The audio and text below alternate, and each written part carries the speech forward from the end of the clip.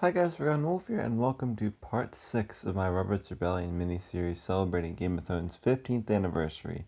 This time we are covering something that went on really throughout the whole war, the Siege of Storm's End. Before we begin, please like, share, and subscribe, and let's begin. First, I'm going to do a bit of background as to how Storm's End got besieged. When Robert Baratheon left Storm's End, he left a small garrison to hold his family's home, Storm's End, while also leaving his two brothers there, Stannis and Renly Baratheon. Robert charged Stannis with holding Storm's End for him. However, Robert Baratheon was defeated at the Battle of Ashford Meadow by Lord Randall Tarly. This led Robert and his army to hide in the town of Stony Sept, waiting for the Stark and Arryn forces to rescue him before going north. Instead of pursuing Robert, Mace Tyrell, the Lord of Highgarden and Warden of the South, along with Paxter Redwyne, who controlled the powerful Redwyne fleet, decided to go for Storm's End, Robert's home, which leads us into the Siege of Storm's End.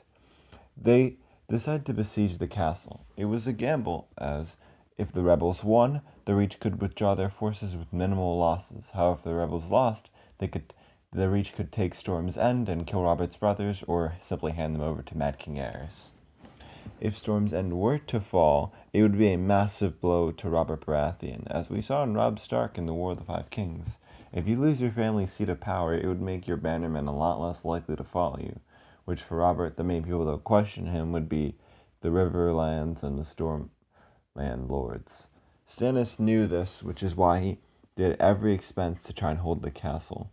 Resources were scarce and the biggest concern for those inside Storm's End, with the Tyrell army cutting them off by land and the Redwyne fleet cutting them off by sea. All the food and supplies they had were inside the castle. There was nothing coming in, nothing coming out. However, despite incredible odds, Stannis refused to yield the castle. He made sure that to keep surviving, everyone ate the same thing and the same amount of food, if that makes sense. This included himself and his younger brother Renly Baratheon. Eventually, the food ran out, so according to Stannis, they had to eat the dogs, the cats, the horses, and the rats, and eventually they had to cut down seagulls just for food. They would take any animal if they had no food left over. Meanwhile, the Tyrell forces outside the castle would taunt the garrison inside Storm's End by holding feasts and eating as the guards and many inside Storm's End watched, as they were unable to go and get it. It was likely an attempt to goading Stannis and Renly into giving up the castle in exchange for food. However, Storm's End would stand throughout the whole war.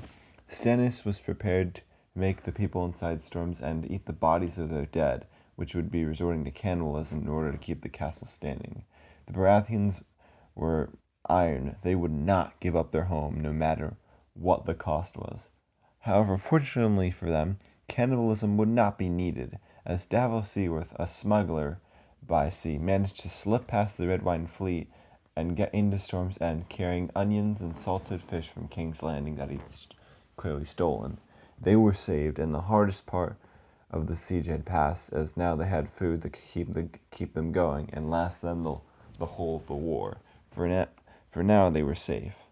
Eventually, the siege of Storm's End was lifted by Lord Ned Stark of Winterfell. By that point, Rhaegar Targaryen was dead, King's Landing had been sacked, and the Targaryens were dead.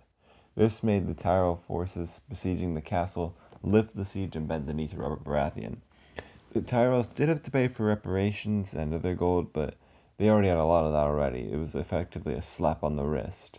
Ned Stark would go further south to find his sister, but that's for next time.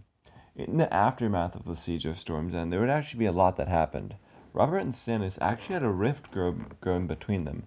Ned Stark was credited as the hero who saved Storm's End, according to Robert, which made Stannis furious. Had it not been for Stannis' actions, the Tyrell army would have been at the Battle of the Trident, and the Loyalist army would have crushed Robert and the rebels.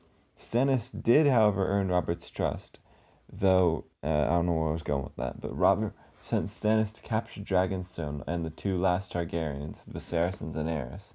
The guards at Dragonstone were prepared to hand the two Targaryens over, but by the time Stannis got there, Braavosi ships had rescued the two Targaryens and brought them to Braavos. This made Robert absolutely furious, and he stripped Stannis of Storm's End, instead making him the Lord of Dragonstone and Master of Ships.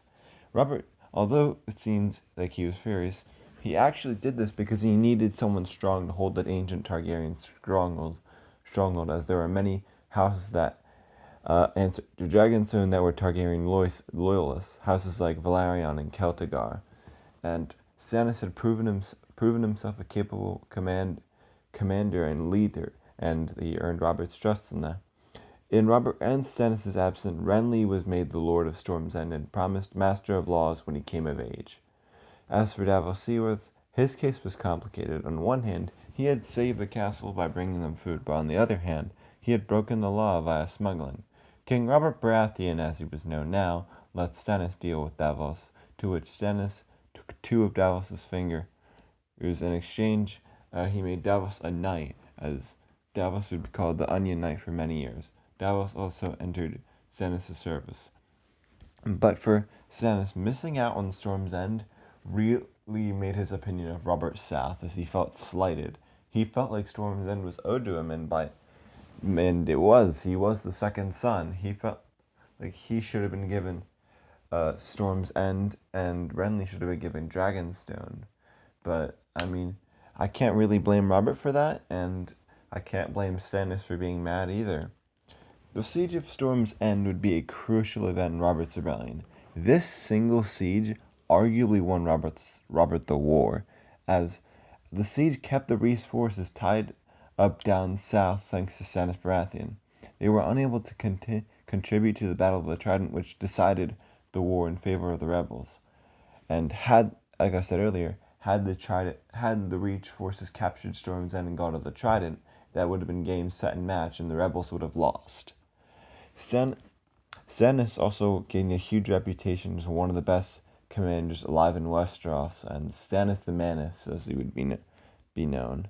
However, the war wasn't quite over yet. Despite the Targaryens fallen and fled from Westeros, the Baratheons now possessing King's Landing, there was one mystery still left. Where in the world was Lyanna Stark? Ned Stark did find her at the Tower of Joy, but that is for next time, and the finale of the Robert's Rebellion miniseries, the Tower of Joy and the fate of Lyanna Stark. But that's until next time. But until then, bye.